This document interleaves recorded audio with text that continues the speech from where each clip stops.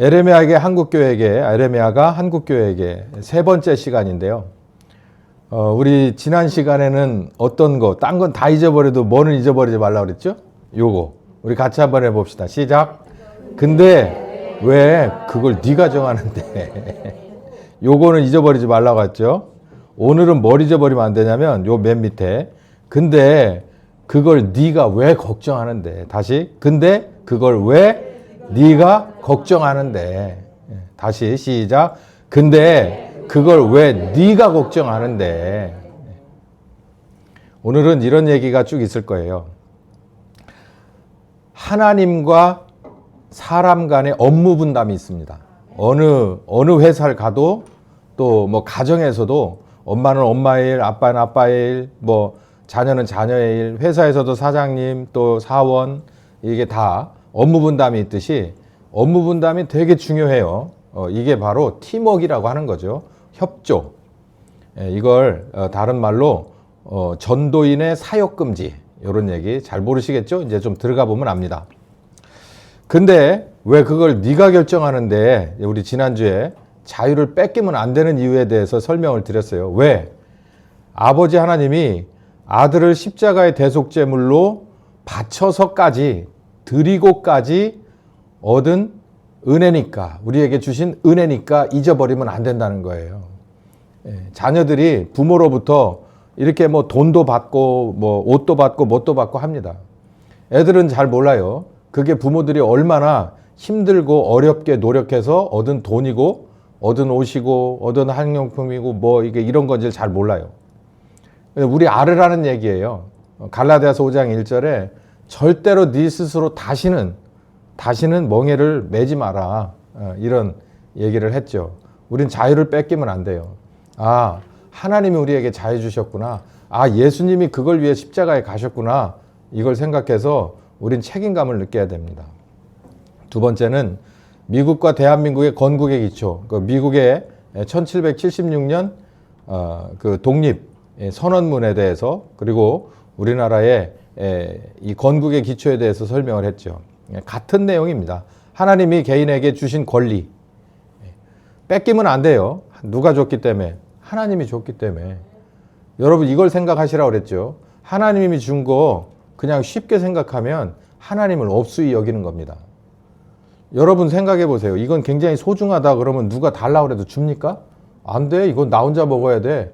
이건 내가 꼭 갖고 다녀야 돼. 이러잖아요. 저기 이따가 식사하실 때 봐요. 애들한테 이게 초콜릿 하나 주고 우리 나눠 먹자 그러면 나눠 먹자고 할 놈이 몇이나 되나? 아예 안 줍니다. 이게 딱 주고 안 줘요. 제가 봤어요. 안 줘. 여기다 이 앞에다 놓고서 이거 너무 많아. 이거 좀 같이 먹어야 돼. 아니 이거 내가 먹어야 돼. 그러면요. 막 온갖 그 인상이 거기서 나옵니다. 그러고 뭐 안 되면 눈물 뚝뚝 떨어져요. 우리도 그걸 알아야 돼요. 하나님이 나를 사랑해서 아들까지 바쳐서 주신 거니까 이거를 나도 생명 바쳐서 지킬 줄 알아야 됩니다. 그러면 하나님이 뭐라 그럴까요? 야, 너 진짜 대단하다. 내가 준 걸 그렇게 소중하게 생각하는데 너 나를 소중하게 생각하는구나. 이렇게 보는 거예요. 반대면 어떻게 될까요? 너 나를 우습게 보는구나. 안 줘, 임마. 이렇게 되는 거죠. 이거 뭐 그냥 간단한 인지상정인데 우리 이거 잘 모릅니다. 하나님을 그만큼 업수히 여기는 거예요. 우남 이승만 대통령이 기도했어요. 그리고 유언했습니다. 결단코 다시는 스스로 종의 멍에를 매지 마라. 36년 동안 우리가 나라를 뺏겨보지 않았냐. 이거 다시 찾는 게 얼마나 어려운 건 줄 아냐. 지금 사실 대한민국도 다 뺏겼는데 이름만 놔두고 다 뺏겼는데 이거 다시 찾아오는 게 얼마나 힘든 건지 우리는 앞으로 겪게 될 겁니다. 정부에 대해서 우리는 좀 이게 좀 보강이 필요해요. 우린 지금까지 정부에 대해서 어떻게 생각해요? 특히 여러분들 생각하실 때 우리나라 자유민주주의 국가라고 돼 있지만 제가 아까 말씀드렸잖아요. 이름뿐이라고. 우리나라는 사회주의 국가인 지가 벌써 한 50년 됐습니다. 자유민주주의 국가가 아니에요. 이건 무슨 말이냐면 자기가 자기 스스로의 가치를 소중하게 생각하고 정말 자기가 무엇이든지 자기 손으로 하겠다라고 하는 의지가 박약해요. 그래 놓고 자기가 못하면 어디를 쳐다봐요? 손가락질하고? 정부. 뭔 일만 있으면 그래요. 정부가 사람이간데? 제가 얘기하자 정부가 사람이에요? 생명체 숨 쉽니까? 공무원은 정부가 아니에요, 여러분. 그건 종업원이지. 그 사람들이 사명감이 있어요? 없어요. 우리 잘 착각하고 있는 거예요. 그래서 우리는 처음부터 다시 시작해야 됩니다.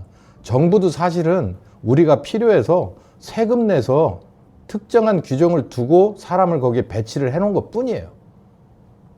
말하자면 오너는 우리고 그 사람들은 종업원이라고. 그러면 누가 관리해야 돼요? 종업원이 알아서 다 하게끔 내비두면 돼요? 여러분이 사장이면 그렇게 하겠습니까? 책임감이 없는 주인은 그 사업체는 망하게 돼 있어요.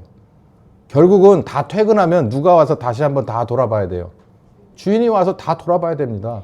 잘하는 줄 알아도 주인의 책임감은 플러스 알파인 거예요.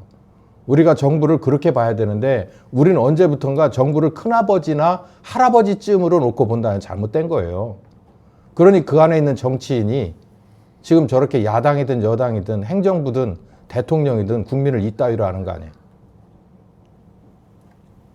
책임은 국민에게 있습니다. 정신 바짝 차리십시오. 지금까지 와서 여러분이 보는 현실은 다 누구 책임이냐? 특정한 정치인의 책임이 아니에요. 다 우리들 책임이에요. 자, 오늘 말씀은 전도인의 사욕 금지, 이 사적인 욕심 금지라는 이런 제목인데, 아까도 우리가 이걸 했죠. 근데 왜 그걸 네가 걱정하는데? 오늘의 얘기를 그냥 아주 손쉽게 제가 결론을 내드리겠습니다. 하나님과 내가 어느 특정한 사업을 해요. 사업을 하는데 하나님이라 하지 말까? 사람이 있고 제가 제 아들과 사업을 해요.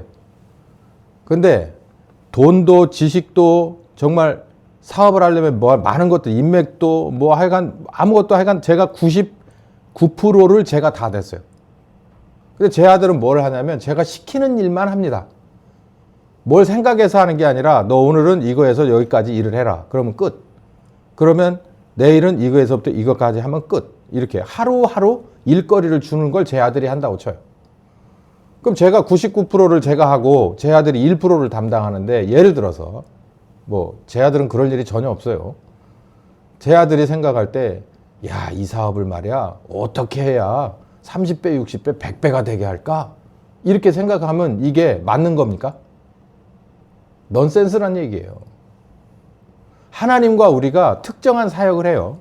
근데 99.9%는 누가 하냐면 다 하나님이 계획하고 진행하고 그리고 평가해서 다음 계획을 또 짜시는 분이 그게 바로 하나님이세요. 근데 우리는 0.1%만 해요. 넌 여기서부터 여기까지만 해라, 오늘. 그리고 오늘 지나면 내일 여기서부터 여기까지만 해, 알았지? 라고 얘기를 하는데 야가 어느 날인가 저하고 비슷한 종업원들 여럿이서 뭉쳐가지고 야, 이 말이야, 이 교회를 어떻게 해야 우리가 복음을 만방에 전파해서 이렇게 할 수 있을까? 이게 말이 돼요? 틀려먹은 거라는 거예요. 그 얘기를 오늘 하려고 한 거예요. 우리나라의 교회는 그렇게 생각하는 애들 말대로 오버하면서부터 교회는 계속해서 마이너스 쪽으로 갔다는 얘기고 그게 한 70년 이상 갔습니다. 그래서 여기까지 온 거예요. 그 얘기를 좀 할 겁니다. 오늘 핵심 말씀을 한번 읽어보죠. 시작. 때가 이르리니 사람이 바른 교훈을 받지 않고 귀가 가리워서 자기의 사욕을 좇는 스승을 많이 두고 또 그 귀를 진리에서 돌이켜 허탄한 이야기를 좇으리라. 그러나 너는 모든 일에 근신하여 고난을 받으며 전도에 인해 일을 내 직무를 다하라. 디모데후서 4장 3절에서부터 8절. 바울이 이제 순교의 그 코앞에서 마지막으로 디모데에게 편지를 쓴 내용이고 디모데후서 4장은 그 편지 중에서 짧은 편지 중에서 맨 마지막 결론 부분입니다. 디모데에게 꼭 하고 싶은 마지막 장을 쓰는데 첫 번째가 무슨 얘기냐면 디모데야, 이런 때가 올 거야.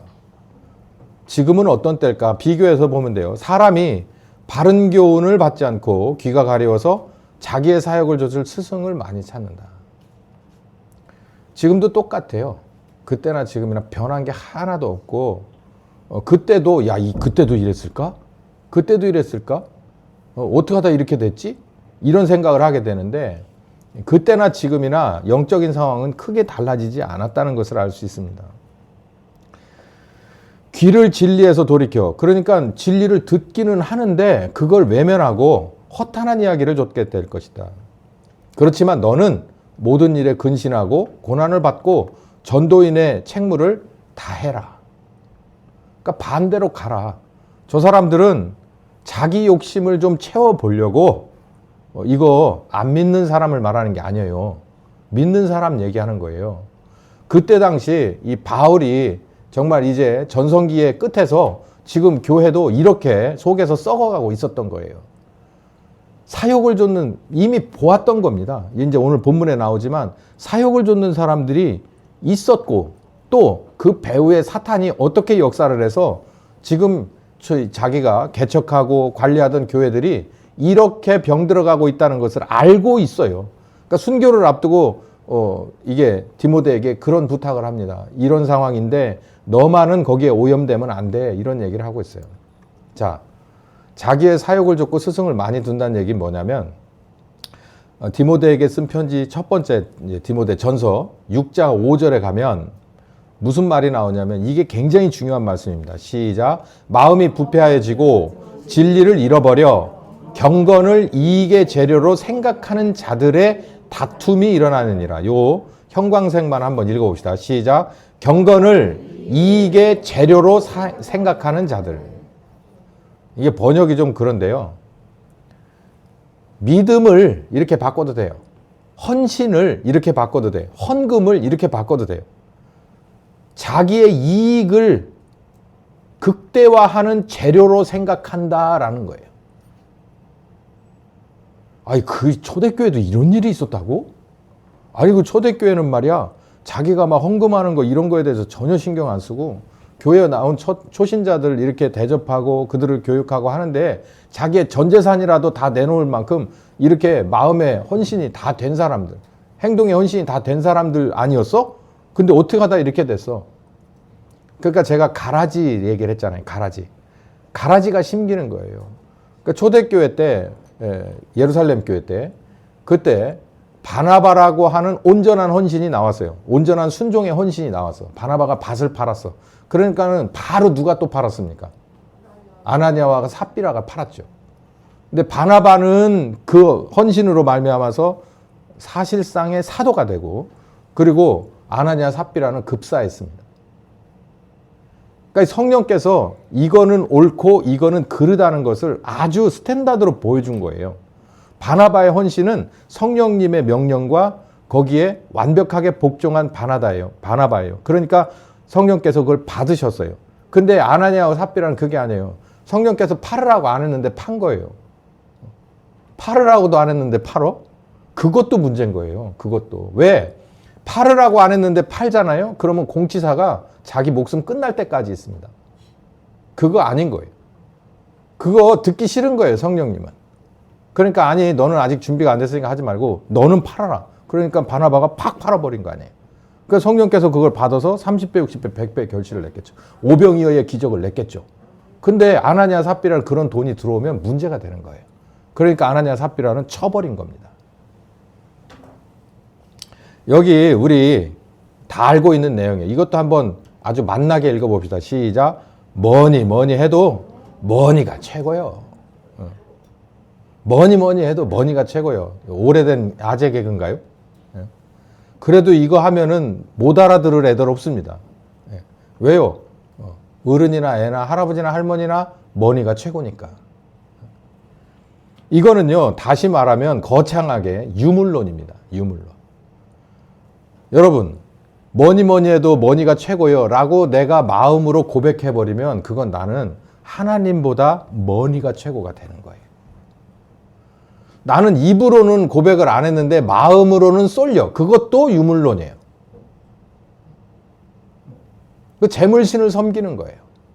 아니, 예수가 그리스도인 것을 내가 전심으로 회개하고 고백을 했는데도 아직도 남아있다면 나는 우상을 겸해서 섬기는 거예요. 하나님이 제일 싫어하는 거예요. 차라리 안 믿는 사람이 우상을 따라다니는 건, 탐심 따라다니는 건 그래요. 그거 원래 이방인이니까. 근데 하나님 앞에 와서 막 눈물 콧물 나 이거 아닙니다라고 하는 거, 나 이게 진짜 하나님만, 주님만이 나의 힘 뭐 이렇게 해놓고, 그리고 나서 마음속 깊은 곳에 내가 차마 이렇게 말은 못하지만 뭐니 해도 뭐니가 최고요 라고 하면 나는 우상을 섬기는 거예요. 이게 21세기형 바알과 아세라 우상 숭배입니다. 어디 안에 있는? 밖에는 아예 우상 숭배예요. 처음부터 끝까지. 거기서 나서 거기서 죽는 사람들이에요. 우리는 거기서 나온 사람들이잖아요. 이스라엘도 나온 사람들이잖아요. 애굽에서 나온 사람들이 그냥 평생을 이스라엘 망할 때까지 하나님하고 그냥 밀고 당긴 게 뭐예요? 우상 숭배하지 말라는 거예요. 우리도 똑같아요. 우리도 똑같아. 가라지가 하나님이 뭘 좋은 작업을 하잖아요. 바로 그 다음 이어와 가지고 자기가 그걸 가로막는 작업을 또 합니다. 교회, 신자 개인이나 가정이나 이렇게 말하면 소용없어요. 뭐니 해도 성장이 우선이고 최우선 목표다라고 생각하면 안 돼요. 그러니까 뭐니 해도 뭐니가 최고라고는 안 하지만 이렇게 생각하는 거예요. 내 자식이 건강하게 잘 커야지. 내 자식이 공부도 잘해야지. 그리고 좋은 직장에 취직해야지. 좋은 선생님 만나야지. 좋은 학원 선생님 만나야지. 뭐 해야지. 이거 계속 생각하고 나중에는 좋은 집안 만나서 사돈도 맺어야지. 그래서 좋은 직장에서 승승장구해야지 라고 그거 붙잡고 있으면 그거 우상숭배란 말이에요. 조용하시네. 제가 이렇게 해서 그냥 쉽게 넘어가고 싶어요. 제가 가만히 기도하면서 주신 은혜 가운데서 제가 아주 깊은 회개 잘 안 하거든요. 근데 야, 이거 내가 잘못 알고 있었다. 그러면서 깊은 회개거리가 하나 있어요. 그게 뭐냐면 지금까지 지내온 것을 감사하지 않은 죄가 있다는 거예요. 봐요. 저 밑에 애들부터 시작해서 내 배우자부터 그리고 저까지 제 주변에 있는 사람까지 이 정도 수준으로 유지되는 것이 얼마나 감사한지를 제가 진짜 뼛속 깊이 느끼질 않았어요. 더해요, 더. 이거보다 더. 이건 감사하지 않고 이거보다 더. 하나님은 야, 이 정도면 많이 먹었어 라고 하는데 이 정도면 많이 준 거야. 이거 더 이상은 너 이거 먹어봐야 토한다. 그런데도 불구하고 저는 이걸 생각 안 하고 다른 것만 계속 생각하고 불평까지는 아니어도 내 마음이 여기보다는 이 감사의 이쪽보다는 내 뒤보다는 저기만 쳐다보고 있었더라고요. 제가 참 회개를 했습니다. 이 정도가 최선인 것에 감사합니다. 몰랐던 것을 회개합니다. 이유를 따지자면 여러 가지도 있고 아니라고 생각하면 이유도 뭐 정말 100,000가지도 되겠지만 가만히 생각하니 이게 내 잔이 넘치는 최선이구나. 자녀도 마찬가지고 배우자도 마찬가지고 지금까지 걸어왔던 길에 하나님이 함께하지 않은 구석이 하나도 없었구나. 이 감사가 나오니까요. 다음은 필요가 없더라고 나한테. 왜? 지금이 넘치니까. 지금이 푸른 초장 맑은 물이니까 그냥 감사하더라고. 여러분 혹시 내가 어느 상황에서 힘든 상황에 빠져도 이렇게 생각해야 합니다. 왜? 우리는요. 그게 우리들의 본분이에요. 그런데 여기 보면은 우상을 숭배하는 거예요. 이 우상은 뭐냐면 내가 왜 여기까지 왔지? 나는 저기에 있어야 될 사람인데 라고 생각하며 계속해서 불만을 제기하고 하나님이 응답이 없으니까 뭘 끌어들이는 거예요. 머니를 끌어들이는 거예요. 21세기형 아세라가 뭐냐? 아세라가 뭐고 바알이 뭐예요? 머니를 끌어들이고 머니를 다른 말로 말해서 성장, 축복, 은혜. 은혜라는 단어가 우리가 쓰는 은혜가 성경적인 은혜가 맞느냐라고 생각해 보는 거예요. 디모데후서 3장 1절에서부터 5절까지 보면 사람들은 자기를 사랑하며 돈을 사랑하며 자긍하며 교만하며 회방하며 부모를 거역하며 감사치 아니하며 거룩지 아니하며 경건의 모양은 있지만 경건의 능력은 부인한다. 이 디모데 후서입니다. 두 번째 마지막 편지에 4장을 아까 봤죠. 3장을 보는 거예요. 거기에 이 지금 있는 이 세상과 앞으로 올 세상은 바로 이런 사람들이 이런 철학이 이게 주도를 하게 될 것이야 라고 얘기하는 거예요. 지금도 똑같잖아요. 자기를 사랑해. 근데 이 삐뚤어진 사랑입니다. 돈을 사랑해. 말하면 뭐해요? 자긍하고 교만하며 회방하며 부모를 거역하며 감사치 않고 거룩지 않고 경건의 모양은 흉내는 내지만 그 안에서 나오는 진짜 능력은 거부한다라는 거예요. 이게 교회 밖에 아니라고 그랬어요. 교회 아니라는 데 문제가 있습니다. 두 번째, 그 귀를 진리에서도 이렇게 허탄한 이야기를 쫓는다. 여기는 좀 자세히 한번 들어가고 오늘 요 얘기를 하고 점심 아주 맛있게 드실 겁니다. 그러니까 점심 생각하시면서 헝그리 정신을 가지고 요 말을 꼭 한번 잘 들어보세요. 재밌습니다. 디모데후서 1장 3절에서부터 7절까지 보면 너는 다른 교훈을 가르치지 말라고 그랬어요. 도대체 다른 교훈이 뭘까? 이거 신학교 가면 되게 복잡한 논문거리입니다. 이게. 도대체 다른 교훈이 뭘까? 이거 뭐 도대체 우리가 그때 살아보질 않았으니 그러면서 이제 엄청 찾을 텐데요. 저는 여기서 봅니다. 이 다른 교훈에 이게 봐요. 이 다른 교훈을 가르치지 말라 했을 때 그 다음 절 4절부터 다른 교훈이 뭐라는 것을 암시해 주고 있어요.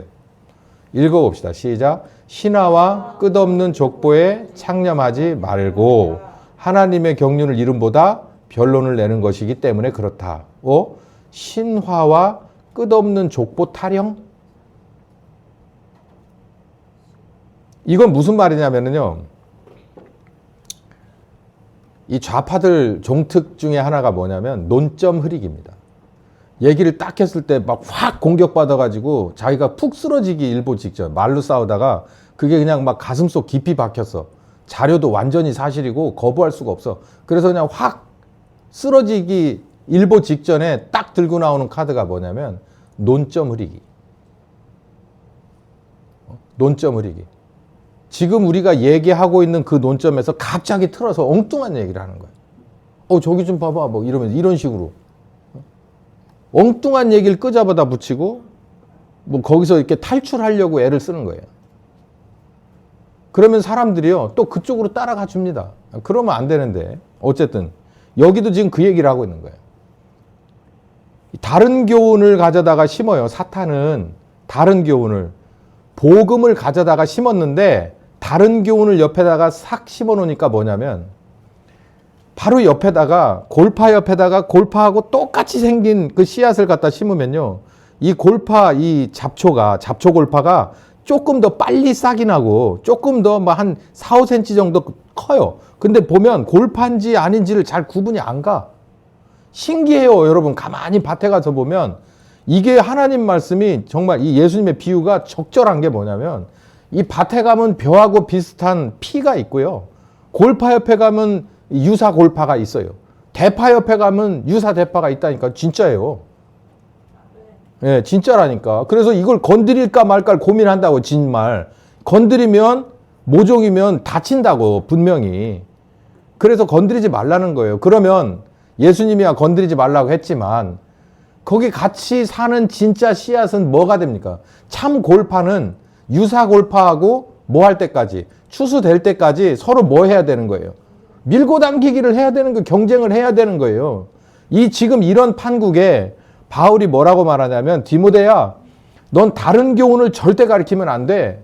왜? 다른 교훈이 판을 치기 때문에. 가라지가 판을 치기 때문에. 가라지 복음이 판을 치기 때문에 넌 그러면 안 된다. 너만은 그러면 안 돼. 힘들고 어렵더라도. 그러니까 바울이 입에다가 이 디모데에게 후배 목사에게 달고 사는 게 뭐냐면 너도 나와 같이 뭐를 받자. 고난을 받자. 고난을 받자.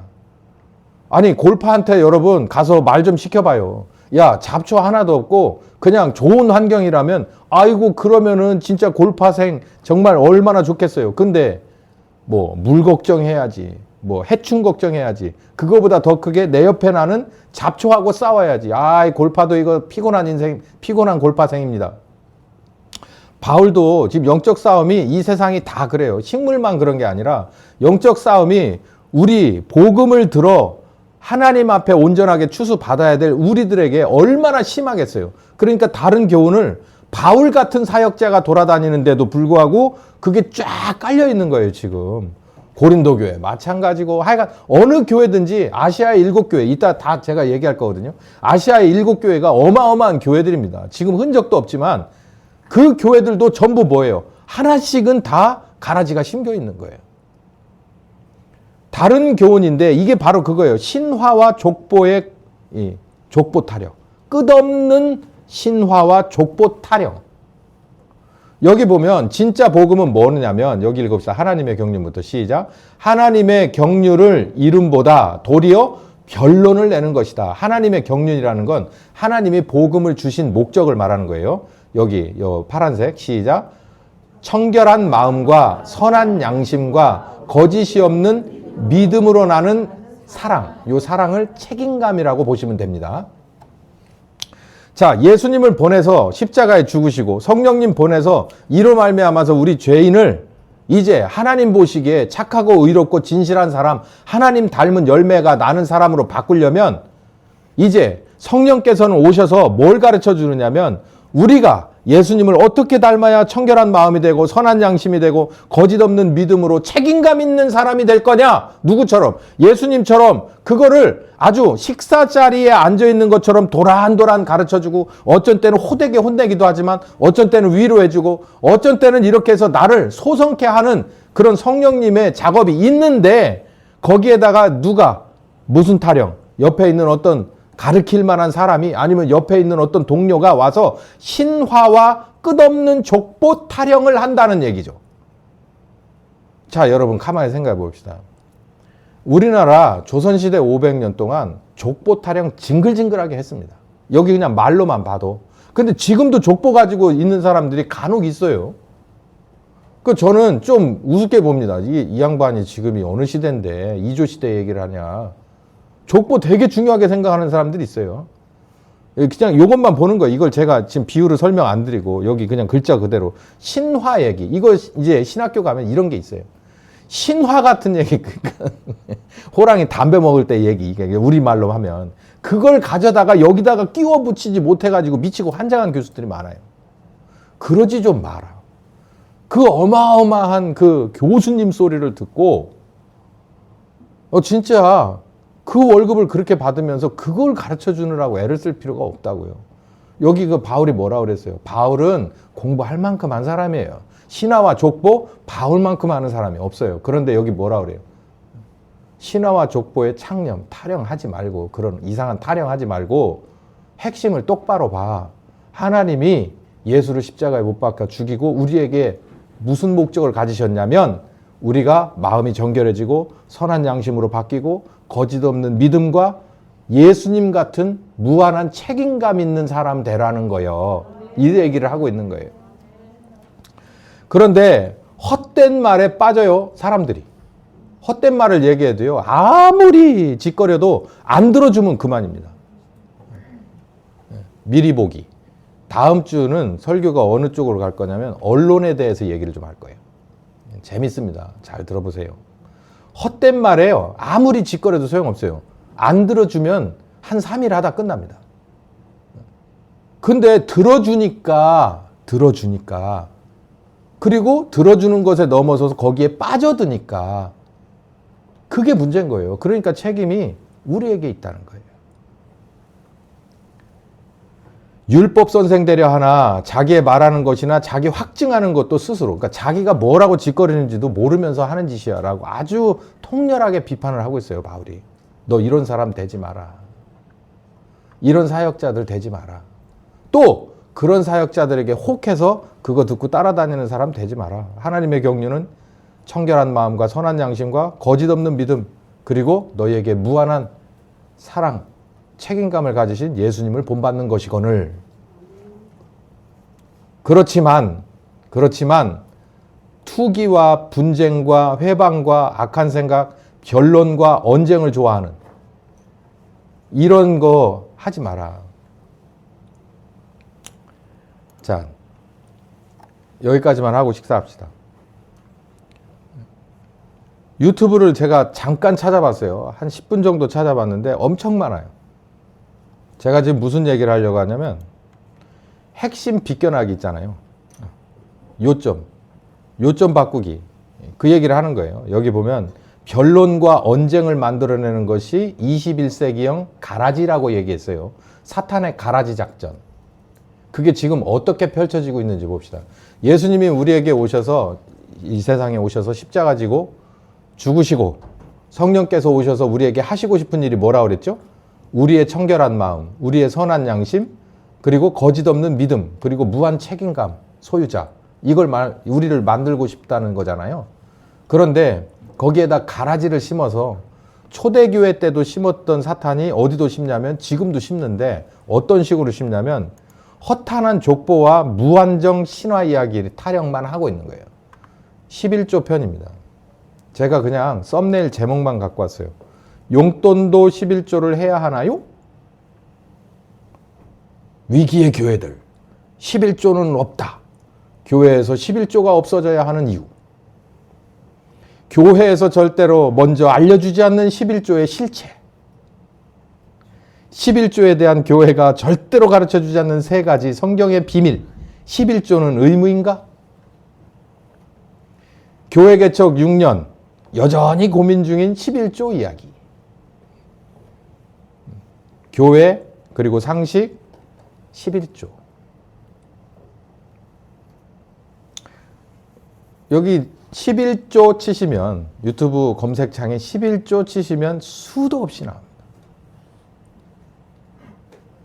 한마디로 정리를 해드릴게요. 11조 하면 하나님이 저기 유튜브에 그 후원 계좌 올려놓듯이 하나님이 후원 계좌 올려놓습니까? 잘 들으세요, 여러분. 후원 계좌 올려놓은 교회가 하나 있거든요. 그게 로마 카톨릭입니다. 로마 카톨릭은 후원 계좌가 있어요. 그거 다 어디로 가요? 교황한테 가잖아요.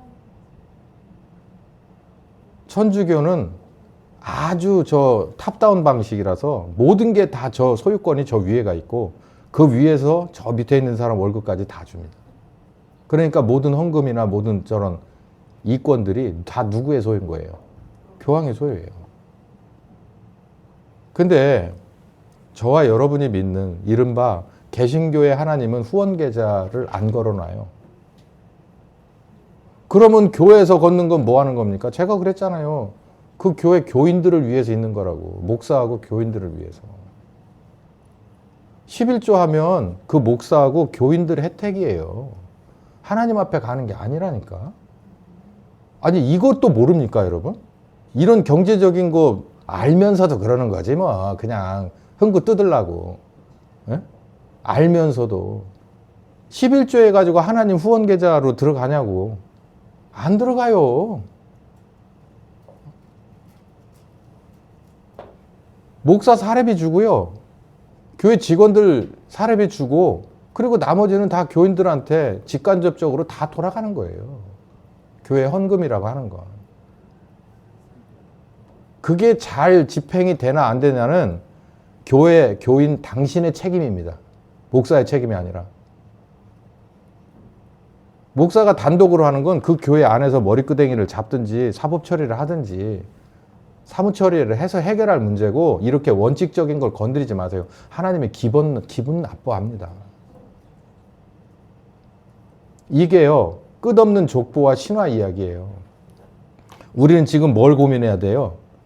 청결한 마음과 선한 양심과 거짓 없는 믿음과 그리고 무한 책임감 갖는 온전한 책임감의 소유자여야 하는데 이렇게 지금 가라지를 심잖아요. 그러니까 제가 막 독서를 하잖아요. 내기 싫으면 안 내면 되는 거라고. 안 낸다고 누가 와서 뭐 교회에서 뭐 세무 담당반이나 강제 징수반이 가가지고 11조 헌금 얼마 안 하셨네요. 그러고서 차압 붙여요? 아니잖아요. 두 번째, 봉사편입니다. 이런 제목이 있네요. 교회 봉사가 부담스러운 나, 믿음이 부족한 걸까요? 봉사와 헌신은 너무 강요해요. 헌신을 너무 강요해요. 믿음 페이. 잘못된 교회 봉사, 헌신 수고는 멈춰야 한다. 교회 봉사 적당히 하세요. 교회 섬김 봉사 내려놓고 싶을 때 교회 봉사 중요하죠. 하지만 요거는 한번 찾아보세요. 요거 맨 밑에서 두 번째 줄. 이 양반 재밌는 사람이더라고. 교회 봉사 그만두겠다고 했더니 왜 빠져? 라고 점점점. 도대체 뭔 봉사를 그렇게 많이 하는데. 제가 안 해도 돼요. 제가 보니 미국 교회는 대부분의 교회들이 이거 짜증난 지 오래돼. 거기는 걔네들 빨리 가니까. 그래서 청소하는 걸 용역을 줍니다. 그래서 저는 신기하게 봤어요. 야, 이 앞서가는 교회는 이렇게 하는구나. 그랬더니 아마 지금 우리 큰 교회들도 아마 이렇게 하는 교회들이 꽤 있을 거예요. 그렇게 하면 돼요. 재정이 넉넉하면 그렇게 하면 돼. 제가 말하고 싶은 건 뭐냐면 여전히 우리가 여기서 무슨 봉사, 어떤 류의 봉사든지 하나님 앞에 가는 건 없습니다. 하나님은 차를 타고 주차장이 필요하지도 않으세요. 운송수단이 차가 아니야. 그리고 식사를 안 하셔. 그렇기 때문에 식사 봉사도 필요 없어. 그리고 하나님은 사람이 아니라서 감기나 뭐 이런 거 안 걸리기 때문에 먼지가 조금 있거나 해도 아무 문제가 없어. 문제될 건 다 누구예요? 차 타고 다니는 사람, 병약한 인간, 그리고 삼시세끼 중에서 공복이 제일 무서운 사람. 이게요, 봉사라고 하는 게 다 나를 위한 거예요. 나와 내 자식들을 위해서요. 가족이 오면 내 가족을 위한 거고 거기다 플러스 조금 더 들어가는 거예요. 우리 박정희 정권 때 새마을운동 세대입니다. 저도. 아침 주일날 새벽에 일찍 일어나서 애양단 활동을 하고 일지를 써요. 제가 그 어렸을 때 그거 기억이 나.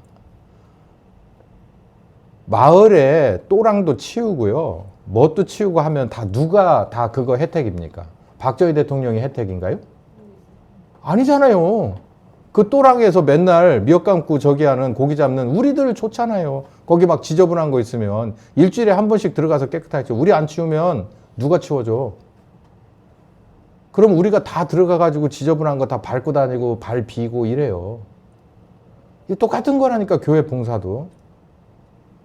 이게요, 21세기형 가라지형이에요. 우리가 선한 양심을 배우고 무한 책임감 뭐 이런 걸 배워야 될 때 이런 걸 가지고 유튜브 조회수가 얼마나 많은 줄 아세요? 이것들은 약과고 21세기 가라지도 이게 대빵들이 몇 있습니다. 우리나라 한국교회도. 그냥 제가 기타라고 했는데 제가 이게 아주 간판으로 갖다가 맨날 걸고서 너덜너덜 할 때 두들겨 패는 분들이 몇 있어요. 제가 아주 깊은 상처가 있기 때문에. 코로나 사태에 대한 성경적인 해석 1번. 코로나 시대에 흔들리는 신앙 그러나 길은 있다 2번. 이 양반이 이 내용에 보면 무슨 얘기가 들어가냐면 우리가 이게 코로나를 주신 건 하나님이 주신 기회다. 이렇게 해서 대면 예배를 안 드리고 인터넷 예배로 돌리는 것에 대해서 부담감을 갖지 마라. 오히려 이게 더 제2의 종교개혁일 수 있다라고 하는 이런 말도 안 되는 요소를 퍼부은 사람이에요.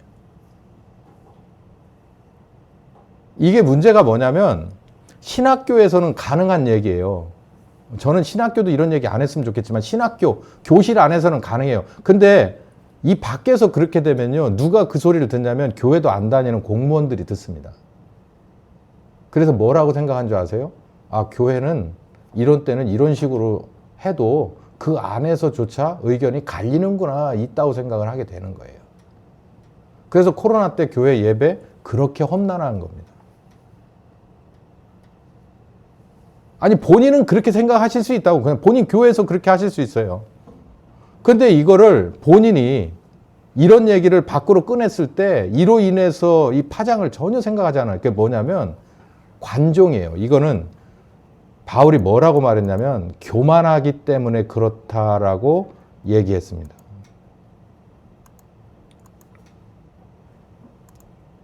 볼게요.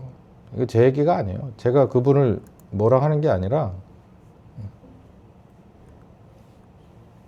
교만하기 때문이에요. 여기 봐요.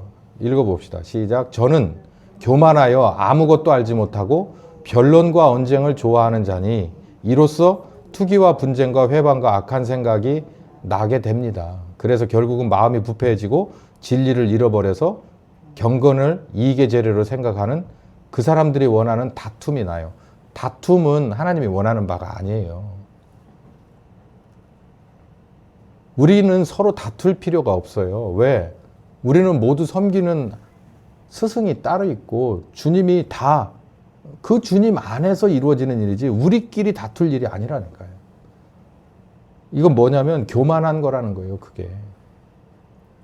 제가 감히 말씀드리는 거예요. 저보다 나이 먹고 목회도 오래 하신 분이지만 이거 정말 가만히 생각해 봐야 돼요. 내가 진짜 한국교회를 생각해서 하는 짓인지 아니면 내가 뭔가 예전부터 이게 있어요, 여러분. 신정통주의 신학이 이게 사람을 교만하게 만드는 데서부터 출발합니다. 뭐냐면 지금까지 있었던 정통주의 신학이나 그리고 자유주의 신학은 틀렸어. 이 신정통주의가 답이야 라고 생각을 하고 그걸 아주 철저하게 머리에다 박는데 키워드가 뭐냐면 그러니까 저렇게 됐지예요.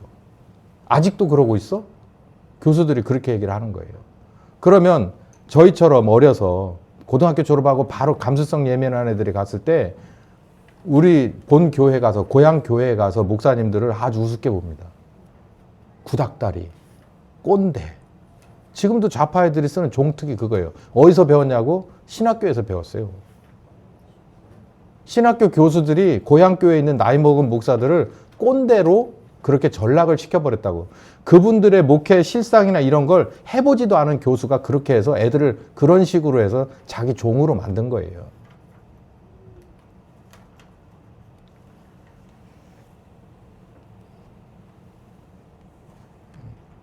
코로나 때 교회가 잘못, 개신교 최대 교단 사과, 첫 온라인 합동총회장, 코로나19 대응 조직 신설. 이 코로나 때만 이게 도드라지게 드러났던 두 사람을 말하는 거예요. 지금도 이분들은 그때 우리가 그렇게 하지 말았어야 되라고 하는 생각을 갖고 있는지 모르겠습니다. 여러분, 교회 정말 심각한데요. 하나님 은혜로 우리 교회는 지금 이렇게 여기까지 왔어요. 감사한 일이에요. 저는 앞으로도 하나님께서 우리 꼭 인도할 거라고 저는 믿습니다. 근데 정말로 미안하게 제 주변에 있는 제가 하는 교회들은요, 정말 이제 존립 자체가 위험해요. 은행에 들어가야 될 돈 있죠. 월 들어가야 될 돈이 있죠. 자기 스스로의 사례비 있죠. 교인은요, 정말 바닥입니다, 지금. 게다가 경제적인 위기가 와서 정말 충실한 그런 성도들이 있어도 정말 주머니가 비었어요. 이분들 말에 의하면 걱정하지 말라는 거 아니에요.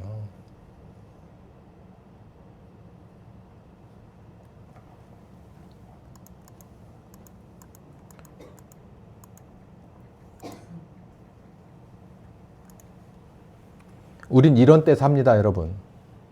바울이 이미 자기 시대를 꿰뚫어 봤고 그리고 앞으로 있을 세계를 보면서 디모데에게 이렇게 교훈을 남겼던 편지에서 보듯이 우리는 이런 때 살아요. 여러분, 정신 똑바로 차려서 말씀이 우리에게 뭘 가르치는지를 알고 좌우로 치우치지 않고 이런 때 오히려 바람 불고 비 올 때 오히려 제대로 훈련받은 선원과 제대로 튼튼하게 세워진 배는 목적지를 향해서 오히려 더 그 바람을 맞아 순풍으로 만들어서 달려가는 겁니다. 그런 개인의 성도들과 가정 그리고 교회가 되시기를 예수님의 이름으로 축원합니다. 사랑 많으신 주님, 진리는 우리를 언제나 자유케 하시니 감사합니다. 세상은 어둡지만 빛되게 하시니 감사합니다. 주님, 혼란스럽지만 말씀으로 정리하여 주시니 감사합니다. 하나님이 하실 목은 하나님이 하시고 우리가 해야 될 것은 우리가 하며 우리가 결코 오버하거나 게으르지 않는 우리가 되게 하여 주시옵소서. 지금은 우리 주 예수 그리스도의 은혜와 아버지 하나님 극진하신 사랑하심과 성령님의 교통하시는 역사가 말씀 따라서 성령님과 함께 땅끝까지 가기로 작정하는 한심령과 가정과 교회 위에 병상 위에 있는 모든 환자들, 치료 중에 있는 환자들, 믿음이 연약한 환자들 특별히 함께 하시기를 예수 그리스도의 이름으로 축원하옵나이다. 아멘.